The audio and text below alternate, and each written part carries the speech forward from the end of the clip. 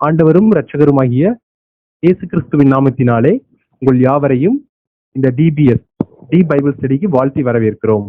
இந்த நாளிலும் உறுதியான ஊழியர் சந்திக்கப்பட்ட சவுல் பகுதி 8 நாம் படிப்பதற்காக இருக்கிறோம். ஆண்டவராகிய இயேசு கிறிஸ்துவின் நாமத்தினாலே உங்களை மறுபடியும் வாழ்த்துகிறேன். இன்றைக்கும் அந்த உறுதியான ஊழியர் என்ற தலைப்பின் கீழே 8வது வேத ஆராய்ச்சிக்குள்ளே போவதற்கு கர்த்தர் உதவி செய்ததற்காக ஆண்டவருக்கு அதிகமாக நன்றி செலுத்துகிறேன். தமஸ்குவுக்கு நேராக சென்று கொண்டிருந்த சவுலை கர்த்தர் சந்தித்தார். ஒவ்வொருத்தரையும் ஒவ்வொரு விதமாக தேவன் சந்திக்கிறார். வேதத்தில் நம்ம படிக்கிறோம். சவுலை வித்தியாசமாக அசாதாரணமாக சந்தித்தார். அதனுடைய ஆசீர்வாதங்களை படித்தோம். ஒருவேளை தன்னை உணர்ந்தார், தன்னை அர்ப்பணித்தார், தேவனுக்கு முழுவதுமாக கீழ்ப்படிந்தார். 4வது, தன்னிகரற்ற மாற்றம் பெற்றார் சவுல். அப்படி என்ன மாற்றம் பெற்றார்னு சொல்லி நம்ம போன தடவை படிக்க ஆரம்பிக்கும் போது தேவனுடனான தனிப்பட்ட உறவு மாறிவிட்டது. இதுவரைக்கும் சவுலுக்கும் இயேசு கிறிஸ்துவுக்கும் சம்பந்தமே இல்லாம இருந்துச்சு. ஆனா இப்போ அவர் ஜெபிக்க ஆரம்பிக்கிறார். இயேசு கிறிஸ்து என்ன சொல்லுகிறாரோ அதற்கு கீழ்ப்படிய ஆரம்பிக்கிறார். தொடர்ந்து நம்ம படிக்க ஆரம்பிக்க போறோம். போன முறை படிக்கும் போது ஞான ஸ்நானத்தை குறித்து அநேக காரியங்களை படிச்சோம். ஒருவேளை அது முடிந்த பின்பும் ஒரு சிலர் கேள்வி கேட்டாங்க. ஞான ஸ்நானம் குறித்து உங்களுக்கு சந்தேகம் இருக்குமானா நீங்க தயவு செய்து இந்த 7வது கடந்த முறை படிக்கும் போது ஞான ஸ்நானத்தை குறித்து விரிவாக படிச்சோம்.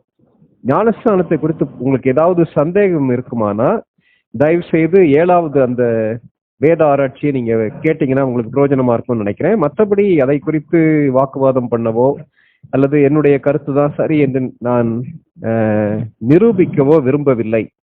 ஆகவே தயவு செய்து வேத வசனத்தின் அடிப்படையில நம்முடைய கன்விக்ஷன்ஸை சரி பண்ணிக்கலாம். போன முறை நம்ம படிச்சுக்கிட்ட ஒரே ஒரு முக்கியமான காரியம் என்னன்னா, ஞானஸ்நானம் இயேசு கிறிஸ்துவை ஏற்றுக்கொண்டேன் அல்லது நான் ரட்சிக்கப்பட்டேன் என்பதற்கு வெளிப்படையான அடையாளமே தவிர அதை எடுத்தாதான் ரட்சிக்கப்படுவோம் அல்லது அதை எடுத்தாதான் பரலோகத்துக்கு போவோம் என்பது வசனத்துடைய போதனை இல்லை என்பதை படித்தோம். இதில் இன்னும் உங்களுக்கு சந்தேகம் இருக்குமானா நீங்க கேள்வி நேரத்துல கேட்கலாம். சரி, அதனால ஞானஸ்நானத்தை குறித்து நம்ம இனிமே தொடர்ந்து படிக்க போறதில்லை.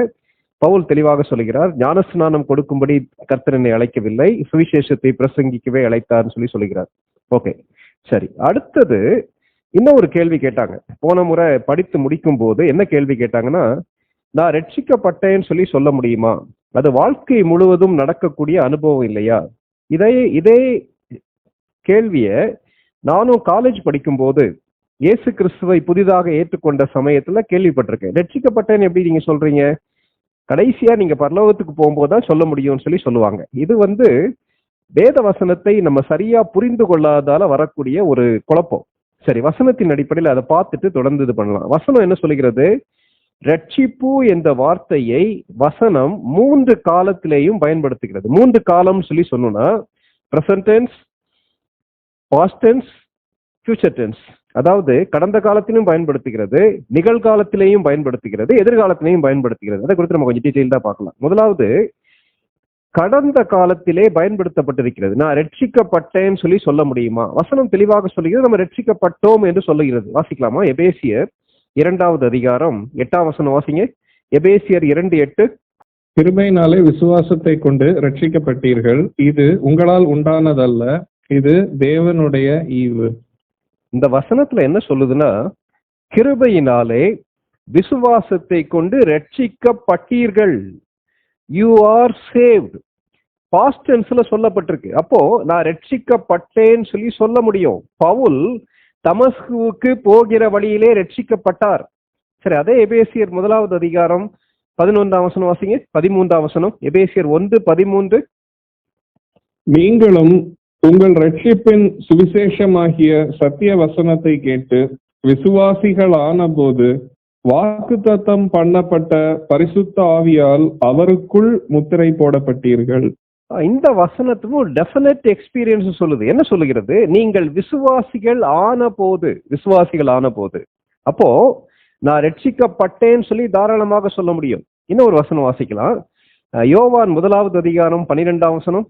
அவருடைய நாமத்தின் மேல் விசுவாசம் உள்ளவர்களாய் அவரை ஏற்றுக்கொண்டவர்கள் எத்தனை பேர்களோ அத்தனை பேர்களும் தேவனுடைய பிள்ளைகள் ஆகும்படி அவர்களுக்கு அதிகாரம் கொடுத்தார்.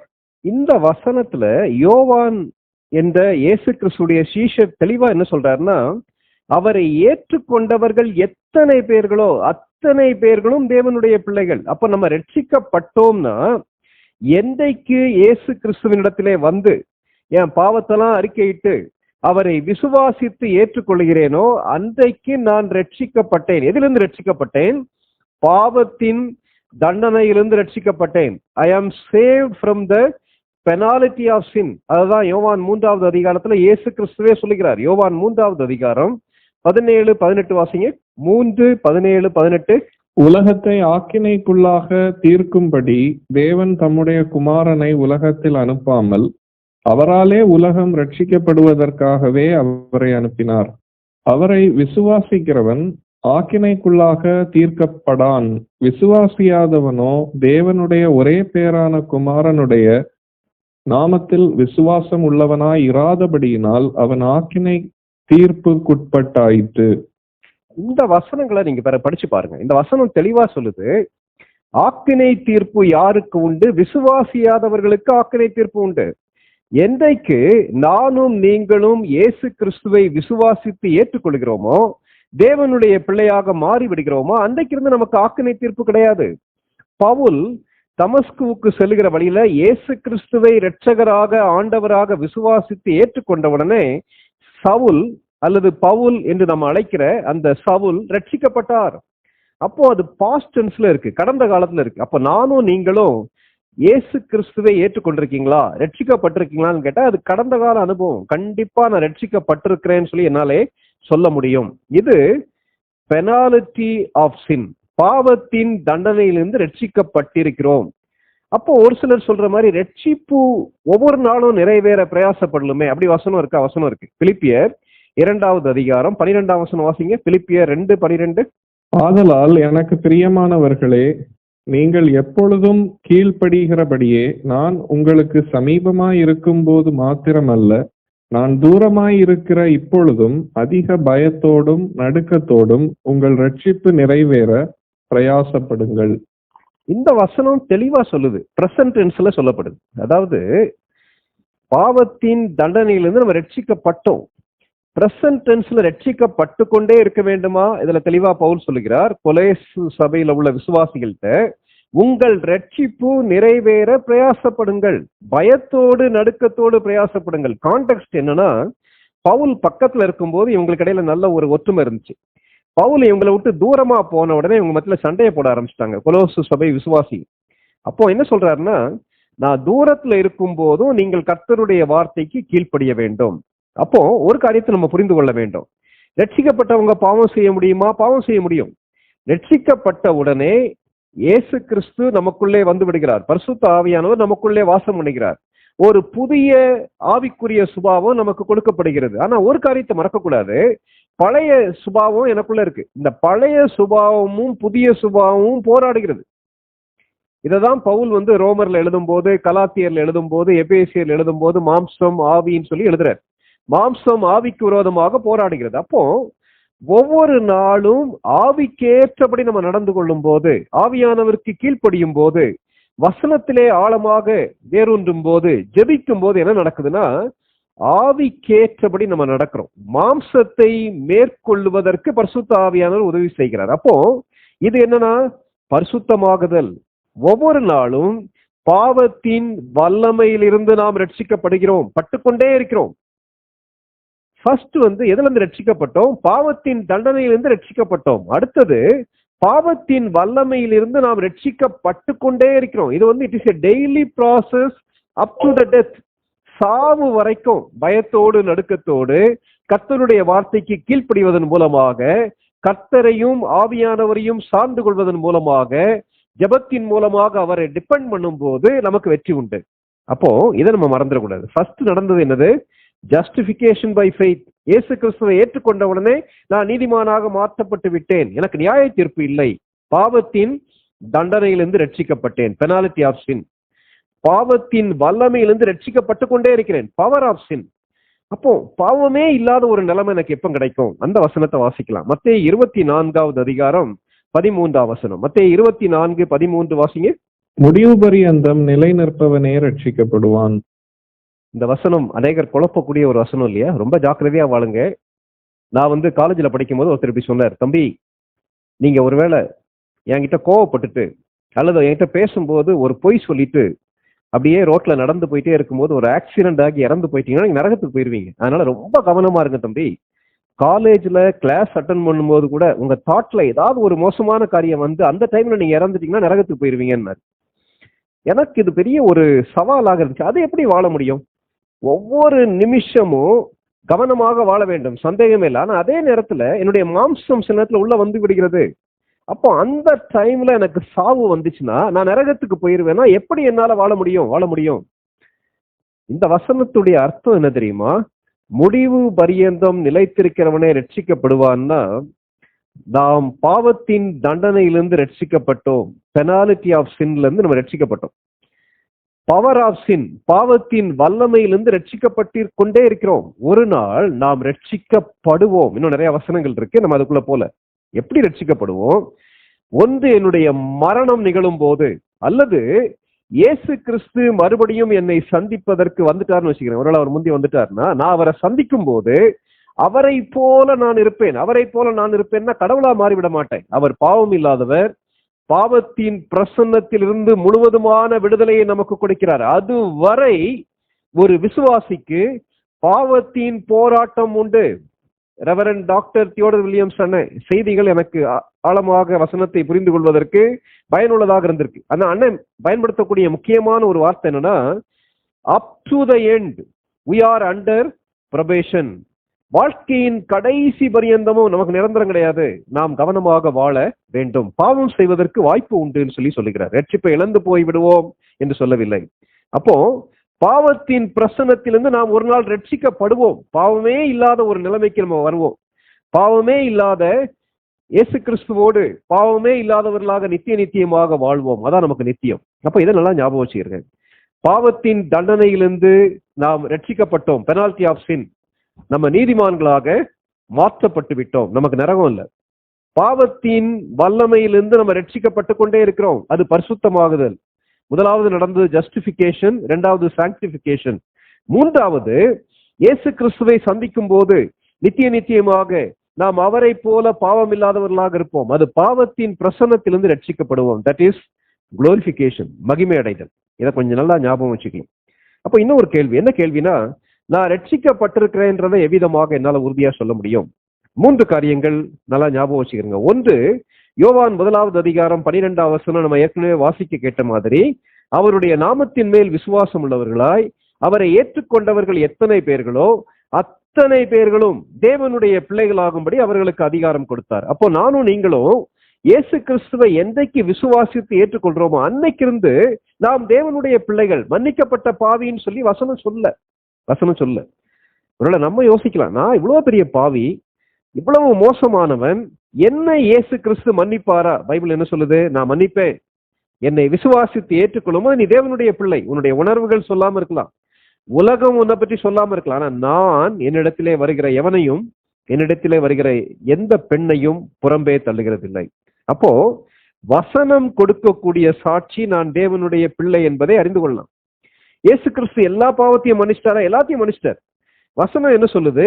இயேசு கிறிஸ்துவின் ரத்தம் சகல பாவங்களையும் நீக்கி நம்மை சுத்திகரிக்கும். கேட்டதுக்கு அருமையான சகோதர சகோதரிகள், உங்களை யாராவது இயேசு கிறிஸ்து உண்மையாகவே என்னை மன்னித்து விட்டாரா, நான் தேவனுடைய பிள்ளையா என்ற சந்தேகத்தோடு இருப்பீர்களானால் வசனத்தை விசுவாசியுங்கள். வசனம் கொடுக்கக்கூடிய சாட்சி நாம் தேவனுடைய பிள்ளைகள். மனிதர்கள் குற்றப்படுத்தலாம், நம்முடைய மனசாட்சி குற்றப்படுத்தலாம், ஆனால் ஆண்டவர் குற்றப்படுத்துவதில்லை. கிழக்குக்கும் மேற்குக்கும் எவ்வளவு தூரமோ அவ்வளவு தூரமாய் நம்முடைய பாவங்களை நம்மை விட்டு விலக்கினார் சொல்லி வேதத்துல வாசிக்கிறோம் இல்லையா? எவ்வளவு பெரிய அன்பு இல்லையா? வசனம் கொடுக்கக்கூடிய சாட்சி நாம் தேவனுடைய பிள்ளைகள், ரட்சிக்கப்பட்டோம் என்பதற்கு நிறைய வார்த்தைகள் பயன்படுத்துறோம். மறுபடியும் பிறத்தல், இயேசு கிறிஸ்துவை ஏற்றுக்கொள்ளுதல், புதிய மனிதனாக மாறுதல், ரட்சிக்கப்படுதல், இப்படி நிறைய வார்த்தைகளை பயன்படுத்துறோம். ஆனா எல்லா வார்த்தைகளுடைய அர்த்தம் ஒண்ணுதான். இரண்டாவது, ரோமர் 8வது அதிகாரம் 16ஆம் வசனம் வாசிங்க, ரோமர் 8:16. நாம் தேவனுடைய பிள்ளைகளாய் இருக்கிறோம் என்று ஆவியானவர் தாமே நம்முடைய ஆவியுடனே கூட சாட்சி கொடுக்கிறார். இந்த வசனத்தை நல்லா ஞாபகம் வச்சுக்கோங்க. ரட்சிக்கப்பட்ட உடனே பரிசுத்த ஆவியானவர் நமக்குள்ள வந்துடுறார். இதை பத்தி நம்ம டீட்டெயிலா பின்னாடி படிப்போம். அப்போ இந்த பரிசுத்த ஆவியானவர் நமக்குள்ள வந்து விட்டார், அவர் எனக்குள்ள இருக்கிறான்றதுக்கு அடையாளம் என்ன தெரியுமா? ரட்சிப்பின் நிச்சயம், அஷூரன்ஸ் ஆஃப் சால்வேஷன். நீ யார் தெரியுமா? என்னுடைய மகன், என்னுடைய மகள் சொல்லி தேவன் பரிசுத்த ஆவியானவர் மூலமாக நமக்கு உறுதி அளிக்கிறார். இந்த வசனத்தை அப்படியே பாருங்களேன். நாம் தேவனுடைய பிள்ளைகளாய் இருக்கிறோம் என்று தேவனுடைய ஆவியானவர் தாமே நம்முடைய ஆவியுடனே கூட சாட்சி கொடுக்கிறார். அப்போ நம்ம ரட்சிக்கப்பட்டோம் சொன்ன உடனே யாருமே நமக்கு சர்டிபிகேட் கொடுக்கறது இல்லை, ஆனா நமக்குள்ள அந்த நிச்சயத்தை பரிசுத்த ஆவியானவர் கொடுக்கிறார். அருமையான சகோதர சகோதரிகளை, உங்களுக்கு நிச்சயம் உண்டா? இயேசு கிறிஸ்து என் பாவத்தெல்லாம் மன்னிச்சிட்டார் ஐயா, நான் தேவனுடைய பிள்ளை, இன்றைக்கு ஒருவேளை என்னுடைய மரணம் வருமானாலும் இயேசு கிறிஸ்துவோடு நித்தியமாக வாழ்வேன்ற நிச்சயம் உங்களுக்கு உண்டா? நிச்சயம் இல்லைன்னா அவர்கிட்ட கேளுங்க. முதலாவது வசனம் கொடுக்கக்கூடிய சாட்சி, இரண்டாவது ஆவியானவர், வல்ல ஆவியானவர் கொடுக்கக்கூடிய சாட்சி, மூன்றாவது ஒரு சாட்சியை பார்க்கலாம்.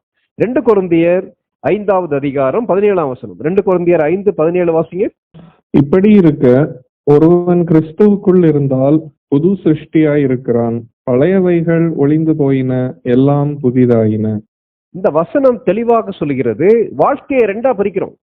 கிறிஸ்துவுக்கு உள்ளே வருவதற்கு முன்னாடி, கிறிஸ்துவுக்கு வெளியே வாழ்வதற்கு முன்னாடி. வெளியே வாழ்ந்த நேரத்துல இயேசு கிறிஸ்துவை தனிப்பட்ட விதத்துல சந்திப்பதற்கு முன்னால், இயேசு கிறிஸ்துவை சந்தித்த பின்பு வாழ்க்கையில ஒரு பெரிய மாற்றம். என்ன மாற்றம்? ஒருவன் கிறிஸ்துவுக்கு உள்ளிருந்தால், இது வரைக்கும் கிறிஸ்துவுக்கு வெளியே இருக்கான், இயேசு கிறிஸ்துவை ஏற்றுக்கொண்ட உடனே அவருக்குள்ள வந்துட்டான். வந்த உடனே அவனுடைய வாழ்க்கையில பெரிய மாற்றம். புதிய படைப்பா இருக்கிறான், பழையவைகள் ஒளிந்து போயின, எல்லாம் புதிதாயின. வாழ்க்கையிலே கொடுக்கக்கூடிய சாட்சி, வசனம் கொடுக்கக்கூடிய சாட்சி, வல்ல ஆவியானவர் கொடுக்கக்கூடிய சாட்சி, மூன்றாவது வாழ்க்கை கொடுக்கக்கூடிய சாட்சி. இந்த 3 சாட்சிகளும் உங்களுக்குள்ள உண்டா அருமையான சகோதர சகோதரிகளை? இது இருக்குமானா நான் தேவனுடைய பிள்ளை என்பதை உறுதியாக நான் சொல்ல முடியும். நான் ரட்சிக்கப்பட்டிருக்கேன்றது உறுதியா சொல்ல முடியும்.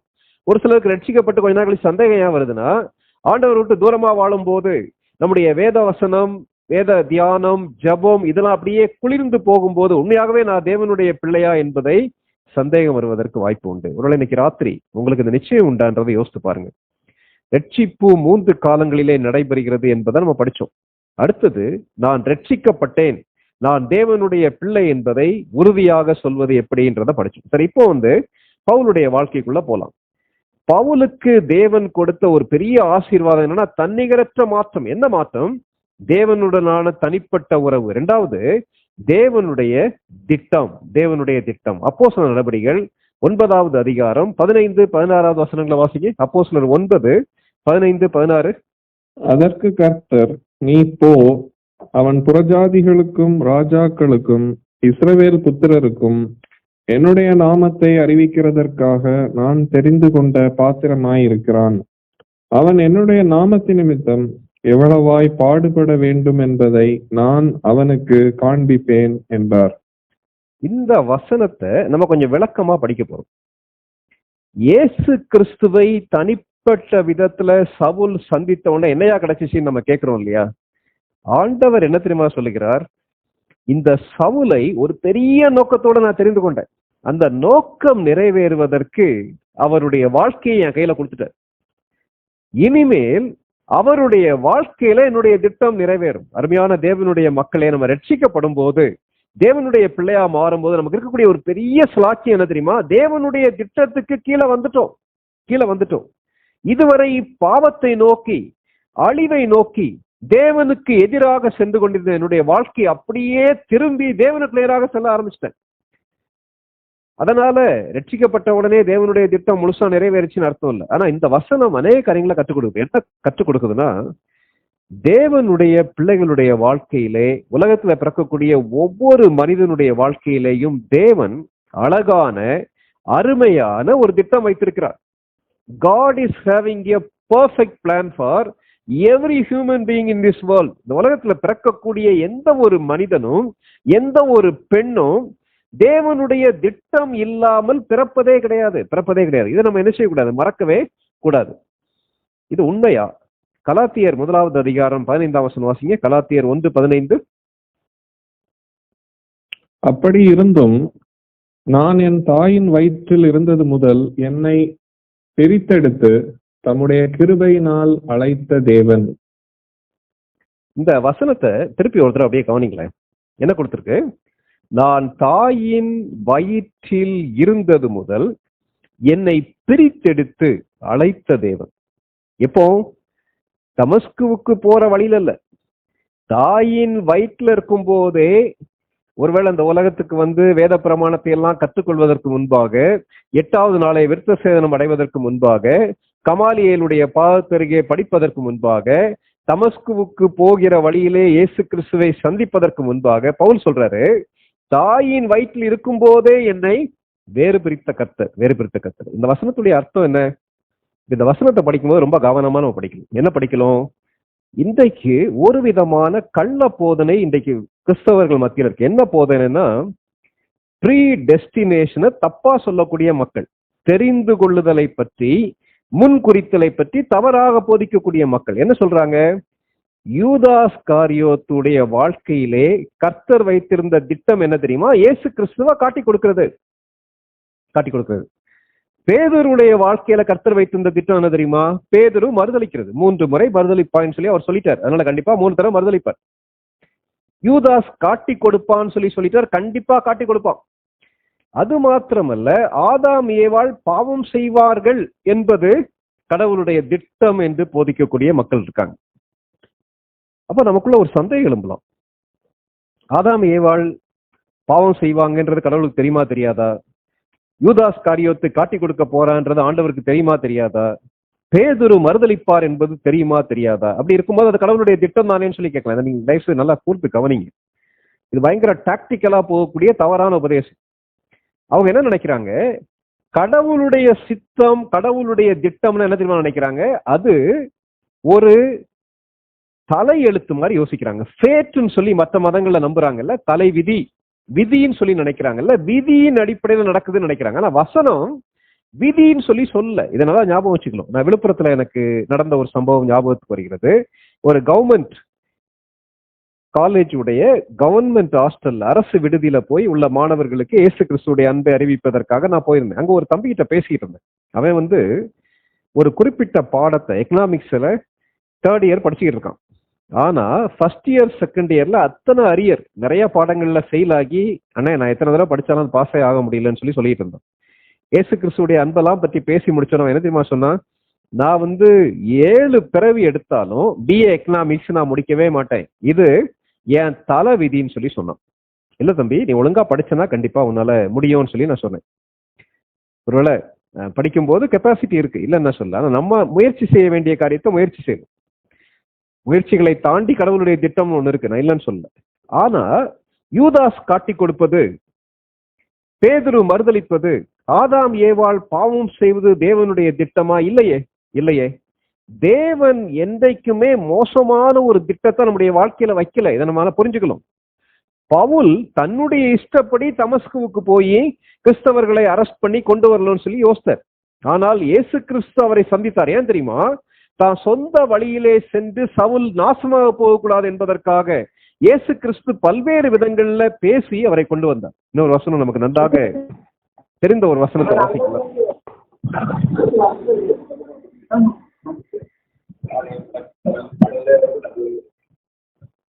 இந்த வசனங்களை வாசிங்க.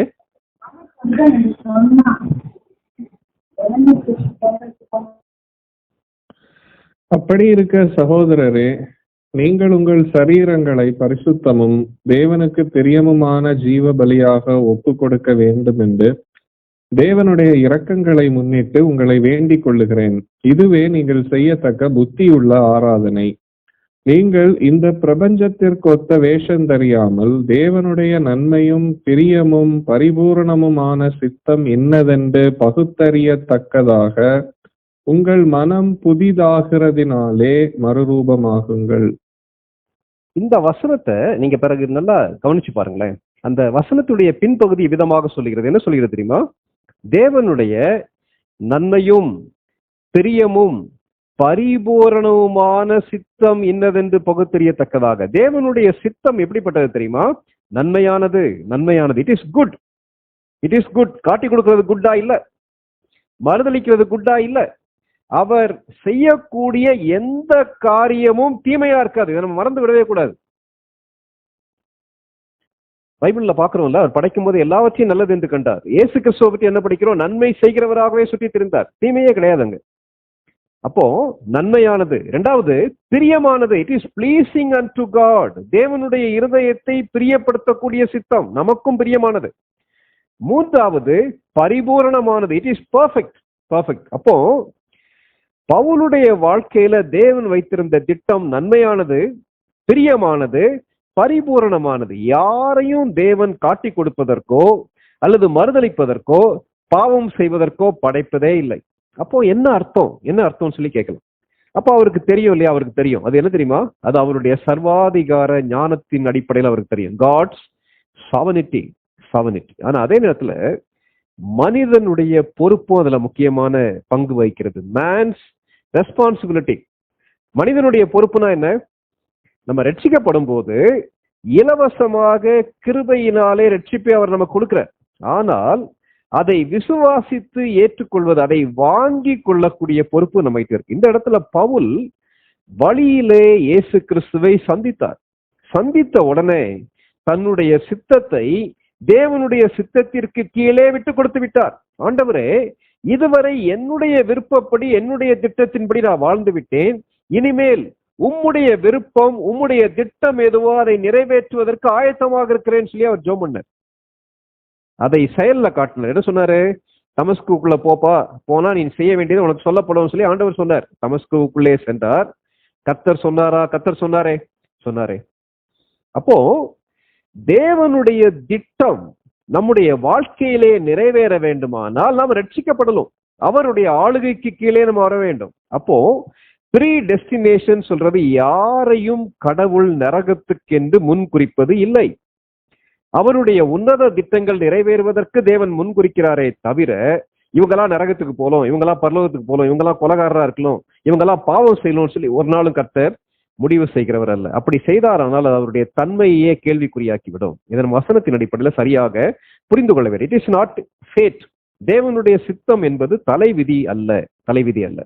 இரண்டாவது, அந்த தேவனுடைய சித்தம் நன்மையானது, பிரியமானது, பரிபூரணமானது என்பதை நம்ம படிச்சோம். இது எப்படி புரிந்து கொள்ளலாம்னா, ஒரு குயவன் இருக்கிறார். அந்த குயவன் கையில அந்த களிமண்ணை முழுவதுமாக கொடுக்கும் போது குயவன் தன்னுடைய மனதிலே என்ன யோசிக்கிறாரோ அவ்விதமான பாத்திரமாக அதை வணைந்து விடுகிறார். இந்த இடத்துல ஆண்டவர் என்ன சொல்லுகிறார்? அந்த வசனத்தை மறுபடியும் வாசிங்களேன். அப்போஸ்தலர் 9வது அதிகாரம் 15, 16வது வசனங்களை மறுபடியும் வாசிங்க தம்பி. அதற்கு கர்த்தர், நீ போ, அவன் புறஜாதிகளுக்கும் ராஜாக்களுக்கும் இஸ்ரவேல் புத்திரருக்கும் என்னுடைய நாமத்தை அறிவிக்கிறதற்காக நான் தெரிந்து கொண்ட பாத்திரமாயிருக்கிறான். அவன் என்னுடைய நாமத்து நிமித்தம் எவ்வளவாய் பாடுபட வேண்டும் என்பதை நான் அவனுக்கு காண்பிப்பேன் என்றார். இந்த இடத்துல பாத்திரம்ன்ற வார்த்தையை கர்த்தர் பயன்படுத்துகிறார். A chosen vessel. chosen vessel. இந்த பணியை செய்வதற்காக நான் தெரிந்து கொண்ட பாத்திரம். பவுல் பின்னாடி பயன்படுத்தும் போது கனமுள்ள பாத்திரம், கனவீனமான பாத்திரம், தெரிந்து கொள்ளப்பட்ட பாத்திரம், சுத்திகரிக்கப்பட்ட பாத்திரம் சொல்லி நிறைய வார்த்தை யூஸ் பண்றாரு. அப்போ ஒரு குறிப்பிட்ட பாத்திரத்தை வைத்து ஒரு குறிப்பிட்ட பணியை முடிப்பது போல ஈவன் நான் தெரிந்து கொண்ட பாத்திரம். எதற்காக தெரிந்து கொண்டேன்? புறஜாதிகளுக்கு, ராஜாக்களுக்கு, இஸ்ரவேல் புத்திரருக்கு என்னுடைய சுவிசேஷத்தை அறிவிப்பதற்காக, நற்செய்தியை அறிவிப்பதற்காக நான் தெரிந்து கொண்ட பாத்திரம். தெரிந்து கொண்ட பாத்திரம். இன்னைக்கு அநேகருடைய வாழ்க்கையில என்ன தெரியுமா பிரச்சனை?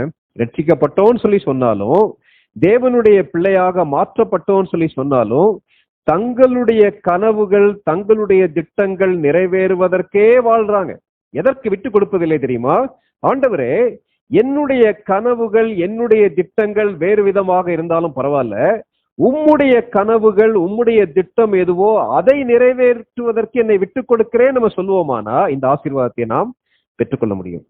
கேட்டிருக்க அருமையான சகோதர சகோதரிகளை, உங்களுடைய வாழ்க்கையில எதிர்காலத்தை குறித்து பயமா இருக்கா? எதிர்காலத்துல என்ன நடக்கும்னு சொல்லி யோசிக்கிறீங்களா? நீங்க இன்றைக்கு சென்று கொண்டிருக்கிற பாதை தேவனுடைய சித்தம் என்ற நிச்சயம் உங்களுக்கு உண்டா? ஆண்டவரே, என்னுடைய வாழ்க்கையிலே எனக்கு பிரியமாக தோன்றக்கூடிய காரியங்கள் சரியா எனக்கு தெரியலாம். ஆனாலும் ஆண்டவரே, அன்னைக்கு கமாலியேலுடைய பாதத்திற்கே உட்கார்ந்து படித்த அந்த சவுலை, தன்னுடைய சொந்த திட்டத்தின்படி ஓடிக்கொண்டிருந்த சவுலை தடுத்து நிறுத்தி உம்முடைய திட்டத்தை நிறைவேற்றுவதற்கு அழைத்தீரே ஆண்டவரே. அதற்கு சவுல் விட்டு கொடுத்தாரே, அபிதமாக விட்டு கொடுக்க எனக்கு கிருபை தாரும் சொல்லி நம்ம ஜெபிக்கலாமா? ஜெபிப்போமானா எவ்வளவு பெரிய ஆசீர்வாதம் இருக்கும் இல்லையா? ஒருவேளை சவுல் மாத்திரம் அன்னைக்கு இந்த தேவனுடைய திட்டத்திற்கு இணங்காமல் போயிருப்பாரானா, இன்றைக்கு ஏறக்குறைய 2000 ஆண்டுகளுக்கு பின்பு உட்கார்ந்து சவுலுடைய வாழ்க்கையை குறித்து நம்ம படிப்போமா? நம்முடைய வேதாகமத்துல அந்த 13 புத்தகங்கள் நமக்கு ஆசீர்வாதமாக கிடைத்திருக்கிறதே. கொஞ்சம் யோசித்து பாருங்க, அது எவ்வளவு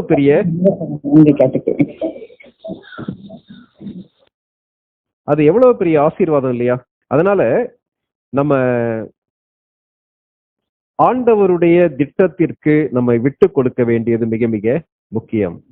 இந்த இடத்துல பெரிய மாற்றம் சொல்லும் போது சவுலுடைய வாழ்க்கையிலே வந்த பெரிய மாற்றம், தன்னுடைய திட்டத்தை விட்டுவிட்டு தேவனுடைய உன்னதமான திட்டத்திற்கு தன்னை பூரணமாக அர்ப்பணித்தார். அப்போ NIV, new international version life application பைபிள்ல இவ்விதமாக ஒரு கமெண்ட் சொல்லப்படுகிறது. Faith in Christ brings great blessings. இயேசு கிறிஸ்து மீது வைக்கக்கூடிய விசுவாசம் பெரிய ஆசீர்வாதங்களை கொண்டு வருகிறது. அப்ப என்ன ஆசீர்வாதம்? புறஜாதிகளுக்கு, ராஜாக்களுக்கு, இஸ்ரவேல் புத்திரருக்கு என்னுடைய நாமத்தை அறிவிப்பதற்கு நான் தெரிந்து கொண்ட பாத்திரம். அதோட அந்த வசனம் முடியல. என்ன தெரியுமா சொல்கிறது? 16ஆம் வசனத்துல, அந்த அப்போஸ்தலர் 9:16, என்னுடைய நாமத்தின் நிமித்தம் அவன் எவ்வளவாய் பாடுபட வேண்டும் என்பதை நான் அவனுக்கு காண்பிப்பேன். என்னுடைய நாமத்தின் நிமித்தம் எவ்வளவு பாடுபட வேண்டும் என்பதை நான் அவனுக்கு காண்பிப்பேன். லைஃப் அப்ளிகேஷன் பைபிள் இவ்விதமாக அந்த கூற்றை முடிக்கிறது. Faith in Christ brings great blessings, but often great sufferings too. இயேசு கிறிஸ்து மீது வைக்கக்கூடிய விசுவாசம் பெரிய ஆசீர்வாதத்தை கொண்டு வருகிறது. பெரிய ஆசீர்வாதம் மட்டுமல்ல, அநேக பாடுகளையும் கொண்டு வருகிறது. உண்மை இல்லையா? இன்றைக்கு நம்ம எவ்விதமான செய்திகளை கேட்கிறோம்? இயேசு கிறிஸ்துவை ஏற்றுக்கொண்டா உனக்கு பிரச்சனையே வராது, இயேசு கிறிஸ்துவை ஏற்றுக்கொண்டா உனக்கு வியாதியே வராது, இயேசு கிறிஸ்துவை ஏற்றுக்கொண்டா உனக்கு பண கஷ்டமே வராது, இயேசு கிறிஸ்துவை ஏற்றுக்கொண்டா உனக்கு தோல்வியே வராது, நீ தொட்டதெல்லாம் தங்கமாக மாறிவிடும் சொல்லி போதிக்கக்கூடிய செழுமை உபதேசம், ப்ராஸ்பரிட்டி காஸ்பல், நீ பணக்காரனாக வாழ வேண்டும் என்பதே கடவுளுடைய சித்தம் என்று போதிக்கக்கூடிய மக்கள் இருக்காங்கல்ல. அதற்கேன்னு சொல்லி தரித்திரதாக வாழ வேண்டும் நான் சொல்ல. ஆனால் இயேசு கிறிஸ்து நம்மளை ரட்சிப்பது அந்த நோக்கம் கிடையாது. ஒரு காயினுடைய ஒரு பக்கம் என்னன்னா, ஒரு நாணயத்துடைய ஒரு பக்கம் தேவனுடைய ஆசீர்வாதங்கள், தேவனுடைய பாதுகாப்பு, தேவனுடைய சமாதானம், தேவனுடைய பராமரிப்பு எல்லாம் உண்டு. காயினுடைய அடுத்த பக்கம் என்ன தெரியுமா? பாடுகள் உண்டு, இழப்புகள் உண்டு, வேதனைகள் உண்டு. இந்த வசனம் தெளிவாக சொல்கிறது. நான் தெரிந்து கொண்ட பாத்திரம், ஒரு பெரிய ஆசீர்வாதத்துக்காக நான் தெரிந்து கொண்டேன். ஆனா என்ன தெரியுமா போட்டிருக்க அடுத்து? அவன் என்னுடைய நாமத்தின் நிமித்தம் எவ்வளவாய் பாடுபட வேண்டும். That great suffering was waiting for Paul. God calls us to commitment, not to comfort. தேவன் நம்மை அர்ப்பணிப்பதற்கு அழைக்கிறார், ஆசீர்வாதத்திற்கோ அல்லது ஆறுதலுக்கோ நம்மை அழைக்கவில்லை. தேவனுடைய ஆசீர்வாதம் என்பது வேறு. He promises to be with us through suffering and hardship, not to spare us from that. அதாவது பாடுகள் மத்தியில, உபத்திரவத்தின் மத்தியில கடந்து செல்லும் போது அதை முழுவதுமாக தவிர்த்து நம்மை பாதுகாப்பார் என்று வசனம் சொல்லவில்லை. அப்படிப்பட்ட சூழ்நிலைகள் மத்தியில நான் உன்னோடு இருப்பேன் என்று ஆண்டவர் தெளிவாக சொல்லுகிறார். நமக்குள்ள ஒரு கேள்வி எழுந்தலாம். என்ன கேள்வினா, இன்னைக்குதான் ஆண்டவரை ஏற்றுக்கொண்டிருக்கார், அல்லது ஒரு நாள் ஆயிடுச்சு ஆண்டவரை ஏற்றுக்கொண்டு 3 நாள் ஆச்சு. புதிதாக இயேசு கிறிஸ்துவை ஏற்றுக்கொண்ட ஒரு விசுவாசிகிட்ட போய் உனக்கு நிறைய பாடு காத்திருக்குன்னு சொல்லி சொன்னா அவன் விட்டுட்டு ஓடிட மாட்டானான்னு சொல்லி நம்ம கேட்போம். அநேக நேரங்கள்ல மாணவர்கள் மத்தியில அல்லது புதிதாக இயேசு கிறிஸ்துவை ஏற்றுக்கொள்ளக்கூடிய விசுவாசிகள் மத்தியில பாடுகள்லாம் உண்டுன்னு சொன்னா யாரும் வரமாட்டாங்களே பிரதர், அவங்க எப்படி பயந்துட மாட்டாங்களான்னு சொல்லி கேட்கலாம். இந்த வசனத்தை படிங்களேன், என்ன சொல்லியிருக்கு? நான் அவனுக்கு காண்பிப்பேன், நான் அவனுக்கு காண்பிப்பேன். சவுலே, நான் உன்னை ஒரு உன்னதமான நோக்கத்தோடு தெரிந்து கொண்டிருக்கிறேன், ஆனா அதே நேரத்துல நீ அதற்கான கிரயத்தை கொடுக்க வேண்டும். கிரயம் கொடுக்காதபடிக்கு உன்னால் அந்த உன்னதமான திட்டத்தை நிறைவேற்ற முடியாது. இதுதான் இயேசு கிறிஸ்து மறுபடி போதித்தார். மத்தேயு எழுதிய நற்செய்தி நூல் 16வது அதிகாரம் 24ஆம் வசனம் வாசிங்க. மத்தேயு 16:24.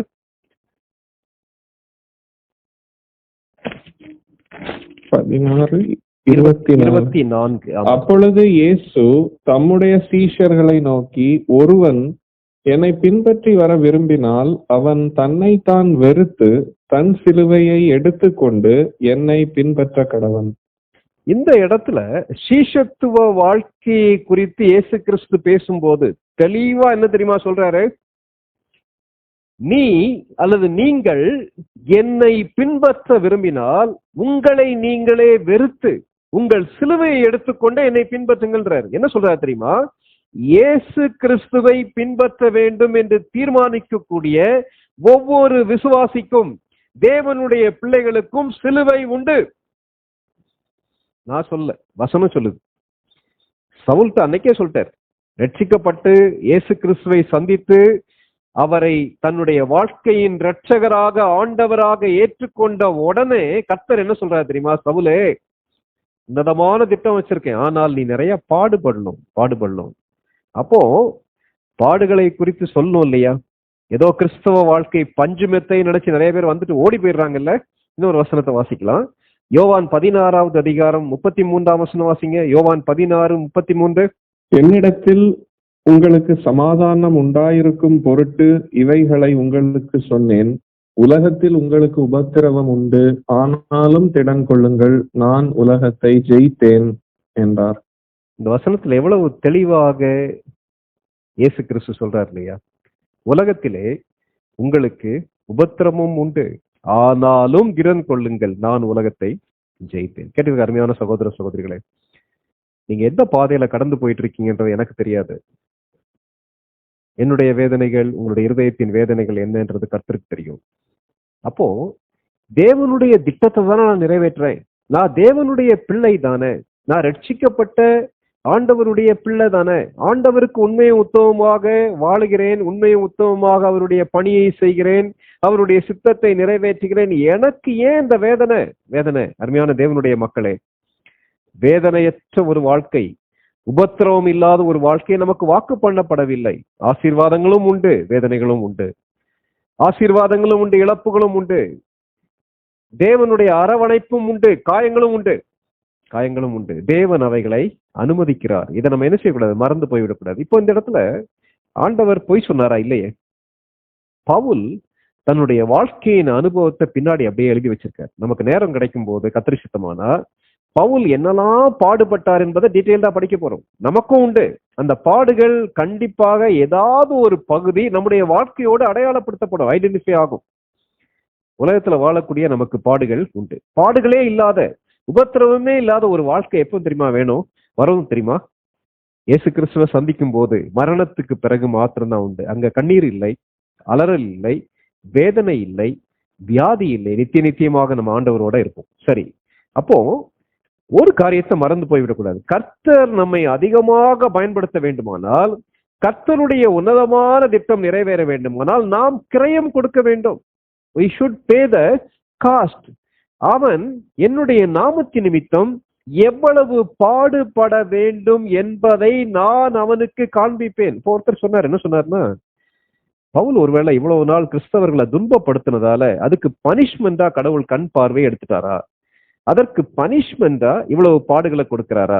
பைபிள் அப்படி சொல்ல, வேதாகமும் அப்படி சொல்ல. அருமையான தேவனுடைய மக்களே, பாடுகள், வேதனைகள் அநேக காரணங்களால வருது. ஒன்று எதுக்கு தெரியுமா வருது? நானும் நீங்களும் விழுந்து போன ஃபாலன் வேர்ல்ட், விழுந்து போன உலகத்துல வாழ்றபடினால மற்றவர்களை பாதிக்கக்கூடிய காரியங்கள் நம்மை பாதிக்கும். மழை பெஞ்சிட்டு இருக்கு, எங்க பார்த்தாலும் தண்ணியா இருக்கு. நான் தேவனுடைய பிள்ளை, எனக்கு சளியே பிடிக்காதுன்னு சொல்ல முடியாது. சளி பிடிக்கும், காய்ச்சல் வரும், சரீரம் பலவீனப்படும். காரணம், விழுந்து போன உலகத்துல வாழ்றோம், நம்முடைய பாடியும் ஃபாலன் நேச்சர் உள்ள பாடி. முதலாவது. இரண்டாவது, ஃபாலன் பீப்புள் மூலமா நம்முடைய வாழ்க்கையில பாடுகள் வரும்.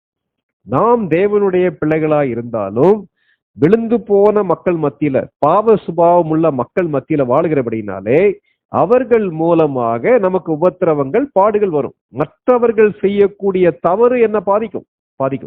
இதை மறந்துடக்கூடாது. ஒருவேளை பொல்யூஷன் பத்தி நமக்கு தெரியும். இந்த பொல்யூஷனுக்கு காரணம் என்ன? வேற யாரோ செஞ்ச தப்பு, அதோடைய விளைவு நம்ம சந்திக்கிறோம்.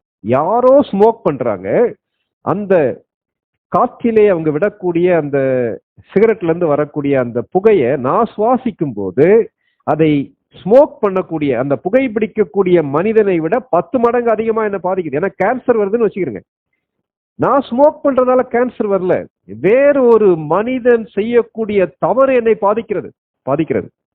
அதே போல விசுவாசிகள்ல ஆவிக்குரிய விதத்துல ஆவியானவருக்கு இடம் கொடுக்காதபடிக்கு மாம்சத்துக்கு இடம் கொடுத்து செயல்படக்கூடிய விசுவாசிகள் மூலமாக, மாம்சத்துக்குரிய கிறிஸ்தவர்கள் மூலமாக நமக்கு வேதனை வருகிறது. பவுல் அதை குறித்து பின்னாடி டீட்டெயில எழுதுற.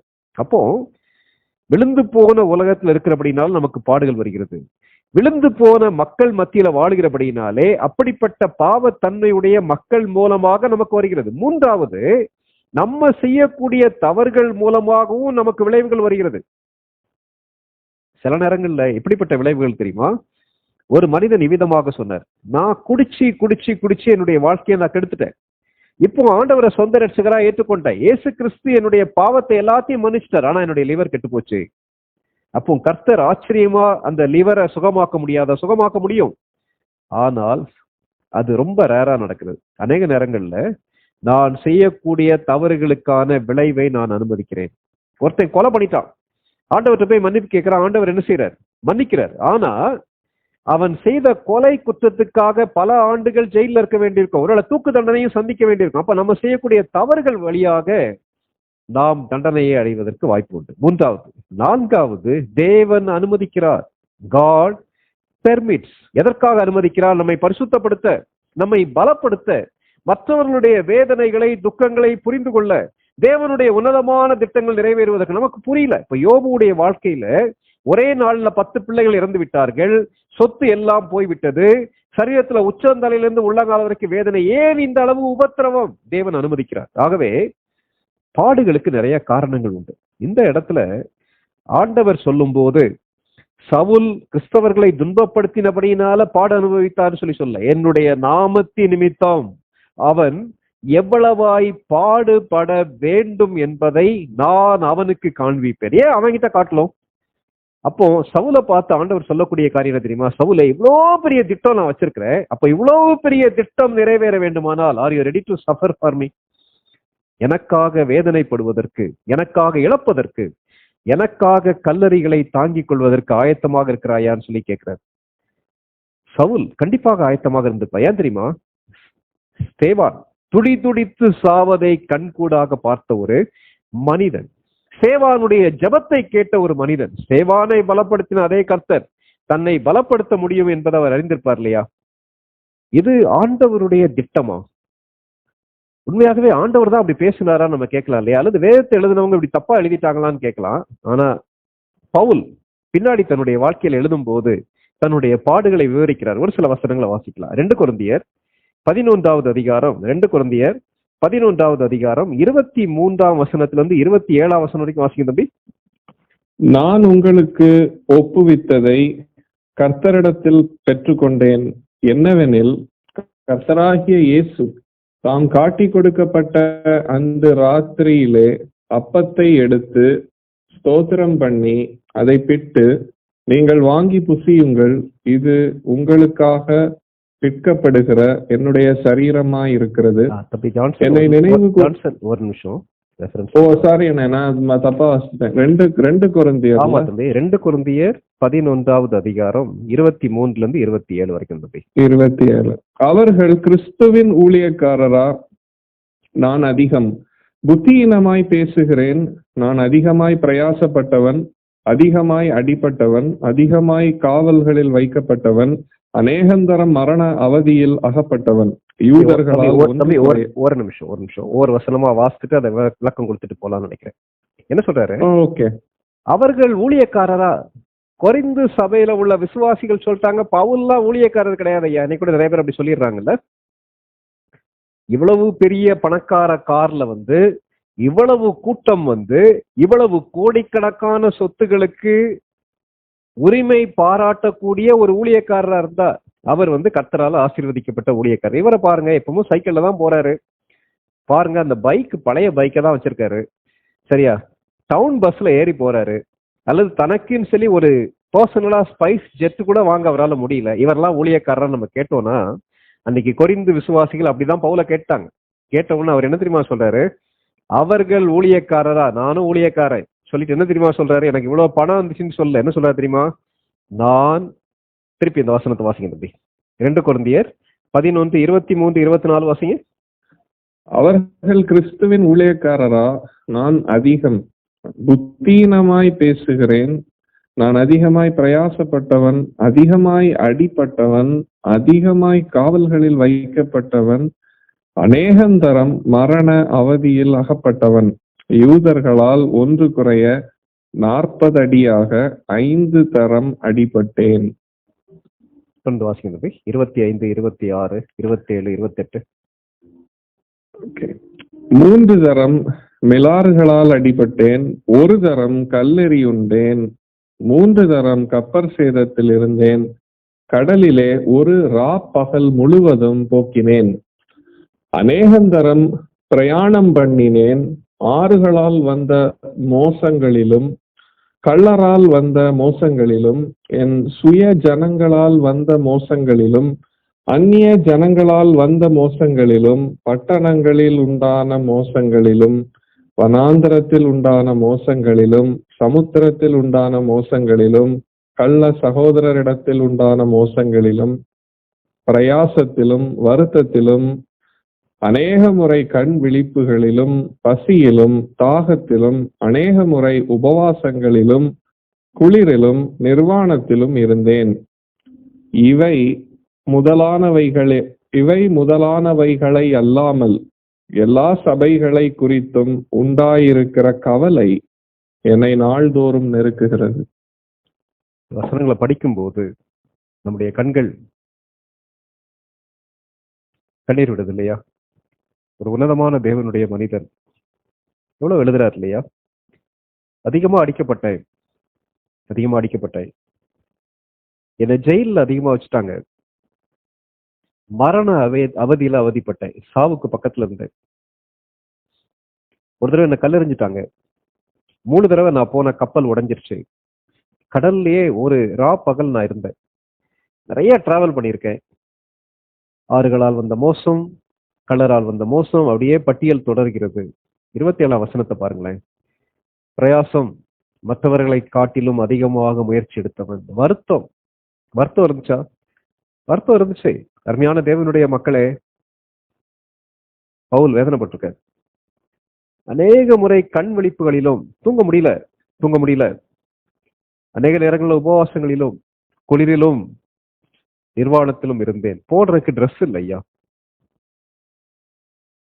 என்று தன்னுடைய பட்டியலை சொல்லி புலம்புல என்ன தெரியுமா சொல்றாரு? இவை எல்லாவற்றையும் நான் சகித்தபடியினால கொரிந்து மக்களே, நீங்கள் சொல்லக்கூடிய ஊழியக்காரர்களை விட நான் எல்லா விதத்திலேயும் அப்போஸ்தலன் சிறந்தவன் சொல்லுகிறார். என்னுடைய நாமத்தின் நிமித்தம் எவ்வளவாய் பாடுபட வேண்டும் என்பதை நான் அவனுக்கு காண்பிப்பேன். தேவனுடைய உன்னதமான திட்டம் நிறைவேறுவதற்கு சவுல் அநேக தியாகங்களை செய்ய வேண்டியிருந்தது. இயேசு கிறிஸ்து உங்களுக்காக எனக்காக கல்வாரி சிலுவையில் ஜீவனை கொடுத்திருப்பார். ஆனா அவருக்காக நாம் சகிக்கக்கூடிய எந்த காரியங்களும் பெரிய தியாகமா இருக்க முடியாது. ஆனால் ஒரே ஒரு காரியம் தெரியுமா? தேவனுடைய திட்டம் நம்முடைய வாழ்க்கையில சிறப்பானது, மறந்துவிட வேண்டாம். அந்த தேவனுடைய திட்டத்திற்கு தன்னை முழுவதுமாக சவுல் அர்ப்பணித்தார். விளைவு என்ன தெரியுமா? சவுலை தேவன் எடுத்து புறஜாதிகளுக்கு, ராஜாக்களுக்கு, யூதர்களுக்கு, அநேகருக்கு ஆசீர்வாதமாக தேவன் பயன்படுத்தினார். இன்னைக்கு உங்களுடைய வாழ்க்கை எப்படி கொடுத்தீங்களா? என்னுடைய மனைவி பிருந்தா அடிக்கடி சொல்லக்கூடிய ஒரு காரியம் என்ன தெரியுமா? என்னுடைய வாழ்க்கையுடைய நிறைய ஆம்பிஷன் இருந்துச்சு. என்ன ஆம்பிஷன் தெரியுமா? பெரிய கிட்டாரிஸ்டா நான் வர வேண்டும், அதை செய்ய வேண்டும், இதை செய்ய வேண்டும் சொல்லி நான் யோசிச்சிருந்தேன். ஆனா கர்த்தர் என்னை அவருடைய பணிக்குன்னு சொல்லி அழைத்தார். அவருடைய பணிக்கென்று என்னை அர்ப்பணிக்கும் போது அநேக மாணவிகளுக்கு, அநேகருக்கு ஆசீர்வாதமாக தேவன் என்னை பயன்படுத்தினார் சொல்லி சொன்னாங்க. ஒரே ஒரு வாழ்க்கை, அது வேகமாக ஓடி முடிந்துவிடும். ரட்சிக்கப்பட்ட அன்று நாம் நம்முடைய வாழ்க்கையை தேவனுடைய திட்டத்திற்கு பூரணமாக அர்ப்பணித்திருக்கிறோமான்னு சொல்லி இன்னைக்கு யோசித்து பார்க்கலாம். தலைகளை தாழ்த்தி கண்களை மூடி நம்ம ஜெபிக்கலாம்.